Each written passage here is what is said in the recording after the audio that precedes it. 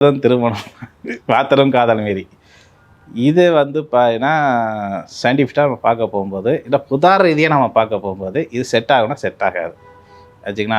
ஆனால் இந்த ஜெனரேஷனில் பார்த்துட்டுமே நம்ம ஒரு படிப்பு விஷயமா வந்து ஒரு காலேஜுக்கு போகிறோம், இவ்வளோ வேறு வேலை விஷயமா நம்ம வந்து ஒரு வேலை தேட போகிறோம். வேலை நல்லபடியாக கிடச்சிருச்சு, காலேஜ் எனக்கு நல்லபடியாக சீர் கிடச்சிருச்சு. அப்போ அந்த இடத்துல வந்து பார்த்தீங்கன்னா நான் ஒரு பெண்ணை பார்க்குறேன், இல்லை ஒரு ஆணை பார்க்குறேன், எதிர்பார்ப்பை எங்களுக்குள்ளே பார்த்ததும் எங்களுக்கு ஒரு அட்ராக்ஷன் ஆகுது அப்படின்னா இதுக்கு எந்த கிரகம், அதாவது ஏன்னு சொல்கிறேன்னா எந்த ஒரு விஷயமும் நம்ம சார்ந்த வரக்கூடிய விஷயங்கள் எதுவாக இருந்தாலும் சரி அது கிரகத்தோடைய ஒப்பிட்டு பார்க்குறங்க அப்படின்னு சொல்லப்படுறது.